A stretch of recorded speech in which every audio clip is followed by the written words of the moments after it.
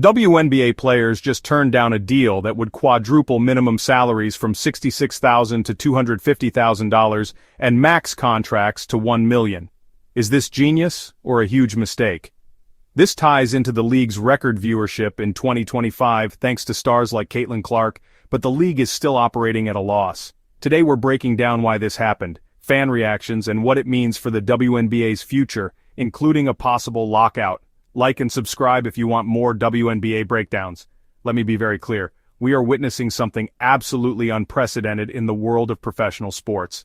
The WNBA players just looked at a groundbreaking offer and said, no thank you. The current collective bargaining agreement expires October 31st, 2025. Minimum salaries range from $66,000 to $78,000, with a supermax of $249,000. The rejected deal reportedly offered a 4 times increase, minimum to $250,000, max to $1 million, based on anticipated revenue from new TV deals and growth. According to reports from outlets like the New York Post and social media discussions, players want more revenue share, better benefits, or fear it's not enough long-term. When you compare WNBA salaries to NBA salaries, the disparity is staggering, even accounting for revenue differences. Players like A'ja Wilson and Angel Reese have been vocal about pay equity, arguing their value to the league far exceeds their compensation. Many players still earn more playing overseas in the offseason than they do in their entire WNBA season, forcing them to risk injury and time away from family. From the players' perspective, they see booming attendance, merchandise sales breaking records, and the league achieving cultural relevance they've never had before. Caitlin Clark's rookie impact alone has boosted revenue streams across the league, from ticket sales to national TV ratings. The players believe the league is systematically undervaluing them, despite their direct role in driving this unprecedented growth. The league's position is more cautious. While revenue is growing, the WNBA still operates at a loss and is subsidized by the NBA. Their offer was based on projected future growth, but they argue it's risky to commit to salaries the current revenue can't support. League officials worry about long-term sustainability and don't want to promise money they can't guarantee. Critics argue this rejection seems greedy. How can you turn down life-changing money when the league loses money? Supporters counter that compared to other professional leagues, WNBA players are drastically underpaid relative to the value they create. The rejection raises the specter of a potential lockout that could delay the 2026 season and damage the league's momentum.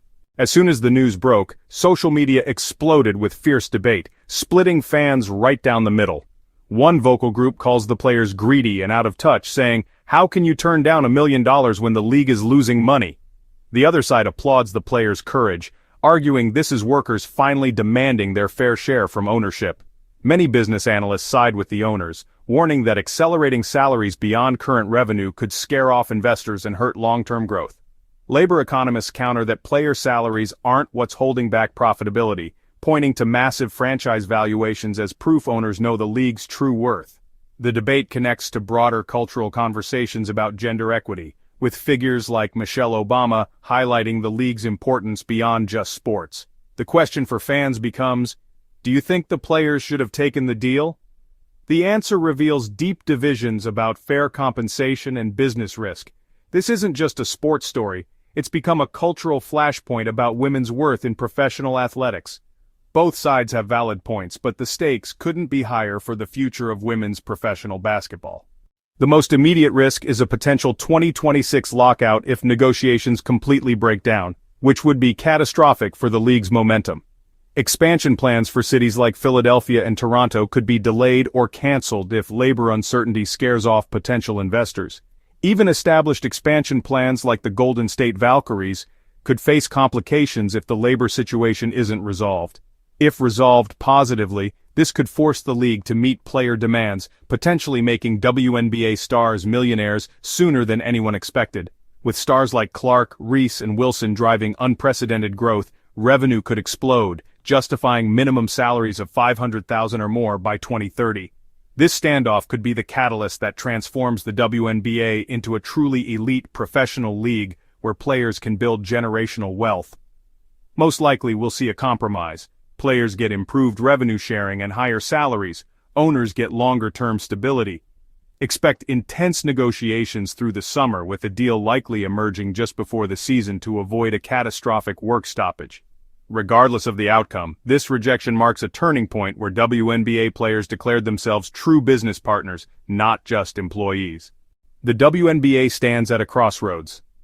Rejecting this deal shows unprecedented player power, but it risks alienating fans and damaging momentum.